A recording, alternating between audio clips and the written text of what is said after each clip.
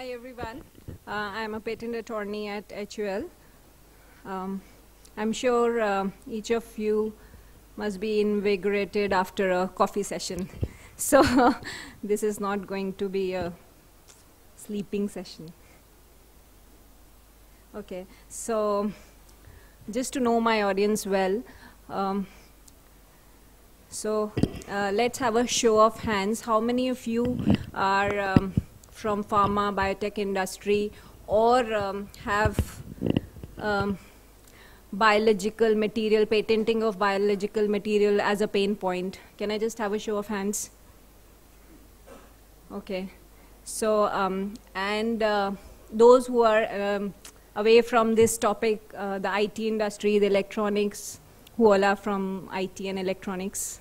Okay, so maximum audience is from IT electronics, but let's go ahead with this. Okay, so this is basically the challenges that in-house IP councils face in patenting inventions related to biological materials. So, okay, so this is a brief scope of my presentation. Patenting biotechnological inventions, requirements, deposits, and I'll briefly touch upon Convention on Biological Diversity and Biological Diversity Act and how it affects patenting. So, are biotechnological inventions patentable? Many people from non-biotech background may have a feeling that they are not patentable, but that's not the case.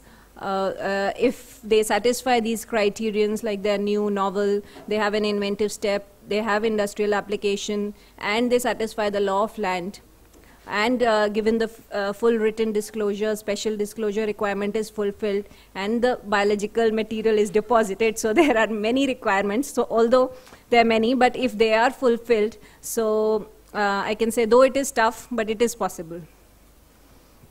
So it starts from the very first point, Form 1 requirement, which is the application for grant of patent. At the very first point, it requires a declaration the invention as disclosed in the specification uses biological material from India, and necessary permission from competent attorney shall be submitted to us before the grant of patent. So the applicant is supposed to declare this and understand that only a patent can be granted once this permission is given. So what is the special disclosure requirement? A disclosure on genetic biological material in the specification when used in an invention is required. There could be two types of biological materials. One is that it can be described properly in the specification, like things which are already known to us, which can be properly described in the specification. But there are few other things which are new inventions which can't be described in the specification, so and they are not available in public. Suppose there is a new strain or something, so there is a special requirement which needs to be fulfilled, which is under section 10(4) of the Indian Patent Act. So there is a deposit of the material to International Depository Authority, which is required under Budapest Treaty, and this should be deposited not later than the date of filing application in India. And what details are required to be put in the specification is, one is origin and source of genetic resources, then available characteristics for identification to be included in the specification, and a name and address of the depository institution, and the number of deposit of the material at the institution. So, and what are the biotechnological inventions which are not patentable? This comes under 3J and 3B. This looks like quite an obvious exclusion. This is human body at various stages of formation, plants and animal varieties, essential biological processes of the production of plants and animals. Then 3B involves wherein commercial exploitation would be contrary to our order, public or morality, processes for modifying germline genetic identity of humans or animals, uses of human embryo, somatic gene and germline cell therapy. So these are all exemptions which are understandable. Now what happens when there is non-compliance of special requirements? So a patent can be revoked or there could be pre-grant opposition, there could be post-grant opposition, and actually a patent or a patent application can be struck on these grounds. Now, the whole thing of biodiversity came after this convention on biological diversity, which is a binding multilateral environment agreement. It has now 193 contracting parties, and it came into force in 1993. So it has three primary objectives: conservation of biological diversity, sustainable use of its components, equitable sharing of benefits arising from use of genetic resources.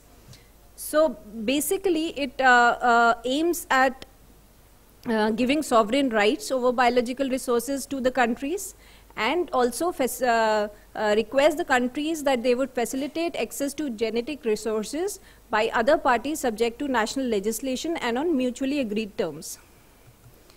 So Biodiversity Act is the act which has been enacted in India based on this convention on biological diversity. So it basically aims conservation, sustainable use of biological resources, access to genetic resources and associated knowledge, and fair and equitable sharing of benefits arising from utilization of biological resources to the country and its people. Now, how does Biodiversity Act affects patenting? Where are we affected as innovators, as well as those who are supporting innovators? Permission from NBA, which is National Biodiversity Authority, needed before making an IP application for an invention. Although it is needed before making an IP application for an invention, but there is a relaxation that one can make an application related to biological resources, but the patent, even if found in order for grant, cannot be granted unless this permission is taken from National Biodiversity Authority. So that's the second point about at least before sealing or grant of a patent. This request by the NBA is disposed within 90 days. NBA usually what it does is before giving permission, it imposes such terms and conditions, benefit sharing fee, royalty, or both. And this NBA permission is not applicable to protection of plant varieties, but intimation of such grant to NBA. This is because plant varieties are protected under a separate act. So who needs permission? Who goes to NBA and gets the permission? It's basically related to anyone who is not based in India, who is not a citizen of India, who is an NRI, a body or corporate which is not incorporated or registered in India, or has a non-Indian participation. So this section involves all those people who have some kind of foreign connection, who are not resident in India, or who is not at all a citizen of India, when the permission is needed. So basically prior approval of NBA is needed when the results of any research which have been made for use of countries' biodiversity is sought to be commercialized. So it not only deals with IPR but also commercialization. Basically its main aim is to seek benefit sharing at the time of commercialization.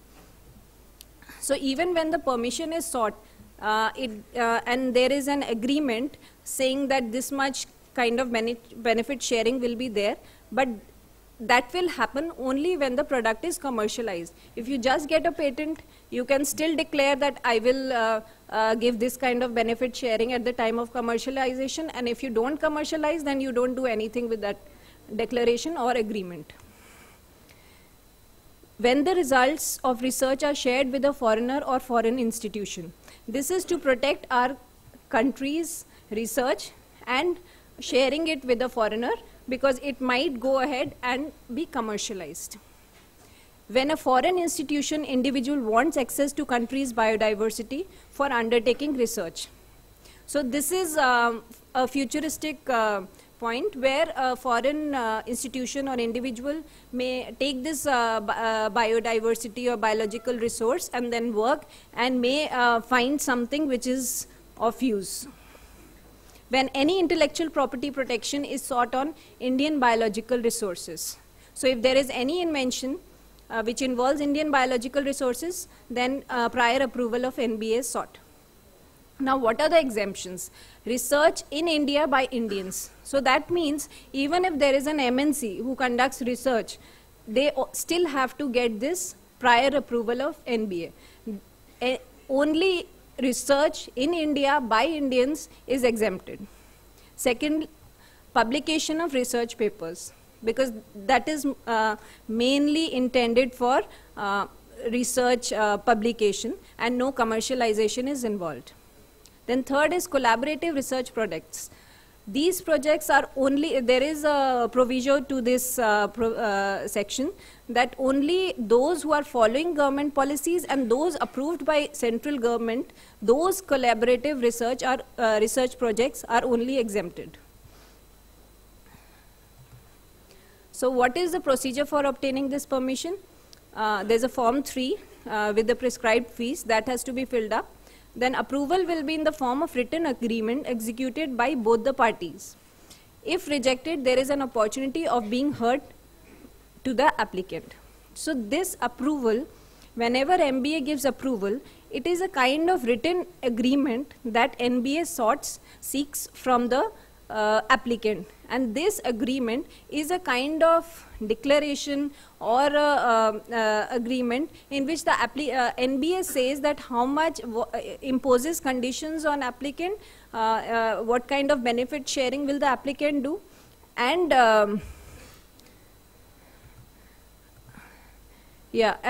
all kind of benefit sharing clauses are added into this agreement. So and what are the loopholes? Okay, what are the ways through which we can get around this NBA permission and everything? So there is one section 2C which defines biological resources.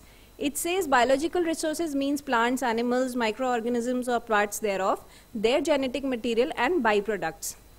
Now it excludes value-added products with actual or potential use or value, does not include human genetic material. Now what is this value-added product?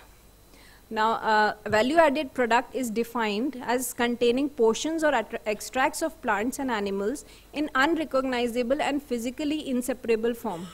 So if the invention involves any biological resource which has a product which involves extracts of plants and animals in which the final product is you cannot say by looking at the final product or by even investigation that this has, you cannot recognize basically the initial extract which is added as a reactant and the final product is quite different. So for example is Chyawanprash, Isabgol, Podinara and turmeric creams. So turmeric in turmeric creams comes out as an unrecognizable form. An explicit exemption has been mentioned to allay the fears of Indian industry so that export of value-added products is not hampered. So this is the motive behind this exemption. Now another section which could have been of use but is really not of much use is section 40 where certain biological materials defined as normally traded commodities are exempt from the provision of the Act, and first of such list has also been published. However, the present interpretation of NBA of this section is that provisions of this section hold only true if the material is used as a commodity. That is, tomato for making ketchups as is regarded as a commodity, but active form of tomato is used for application on skin, it is not regarded as a commodity. So this one example is still understandable, but there is not a very clear logic which is given which can be applied on various other such commodities. So there is kind of a flaw in the policy or the section that it is not really being helping us. Then the third point is when they are utilized for research and development by certain individuals under Section 3 of the Act, which is Section 3 is like who needs permission.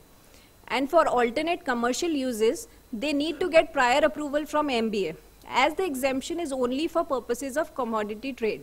So actually, initially they might have tried to put the section to help people from by excluding such commodities, but then finally they gave this thing as that only when they are used as for purpose of commodity trade, they are excluded, whereas for any commercial use, they have to take permission from NBA. Now, what is this agreement? This agreement is signed when an approval is given to an applicant. If the biological material is of Indian origin, then an agreement has to be executed by the applicant with the NBO before commercialization. So at the time of approval, the applicant at times has to sign a declaration that at the time of commercialization, we will do this kind of benefit sharing. So the requirements of this agreement are details of biological resources, details of the invention, details of territories where intellectual property rights over the invention is sought to be taken. Now, this was one of the favorable things that came up recently. There was a ray of light. So latest development or relief for non-Indian companies was that there was a gazette notification on ABS, which is access to benefit sharing, which has honored the final negotiated ABS of 0.1 to 0.5% for non-Indian companies from the current 3%. So initially, these companies had to share 3% of ex-factory price of a product. Now they can only, this range has brought down to 0.1 to 0.5%, depending upon how big the company is. This ensures that ABS is similar for both Indian and non-Indian companies. Initially, there was a difference made between Indian and non-Indian companies. Now, what are the penalties? If I think, okay, I don't need permission, I'll go ahead and commercialize. So, what are the penalties for that? So, Section 6 requires permission to be taken. What happens when there is violation of Section 6? For act committed by the company, every person in charge or when the offense happened and was responsible to the company for the conduct of the business of the company, as well as the company, shall be deemed to be guilty of the offense and shall be liable to be proceeded against and punished accordingly. So this basically in simple language means that any person who is responsible at the time an offense was done, that means at the time when any product which was commercialized, for which NB approval had to be taken, was commercialized, any person responsible, that means it could be managing director or CEO, any person, so could be punished. And the basic punishment could extend up to 5 years or fine up to 10 lakhs or damages with fine. So this was quite short and simple.